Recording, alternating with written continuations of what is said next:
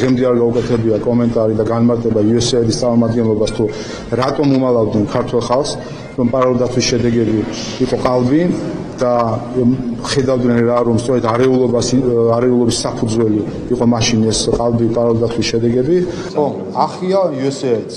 აი ჩვენ ნახეთ, რასაც ჩვენ საუბრობდით მარტში. უცხოური დაფინანსების გამჭვირვალობასთან დაკავშირებით არსებობს ფონდი უცხოური ფულით, რომელიც ჯარიმებს უხდის კანონდამღვევებს და ვიცით რომ ეს პროექტი რასაც ემსახურება არის სწორედ წახალისება ექსტრემიზმის. ეს არის შავი დღე საქართველოს მიმართ ამერიკის დახმარების ისტორიაში. როდესაც ჩვენ ხედავთ რომ როგორც ჩანს ამერიკელი ხალხის ფული აქ გამოყენებული არის იმისთვის რომ მოხდეს რევოლუციური პროცესების დაგეგმა.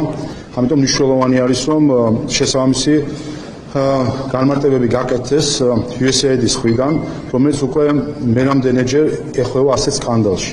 USAID-ს რადიკალი შეშლილების ჯგუფი მართავს და ჩვენ მათ მოვაშორებთ. USAID არა მხოლოდ არ თანამშრომლობს მათთან, არამედ ძირს უთხრის იმ სამუშაოს, რომელსაც ასრულებენ, რაც მასპინძელი მთავრობების აღშფოთებას იწვევს. USAID ნამდვილად კორუმპირებული და არაკომპეტენტურია.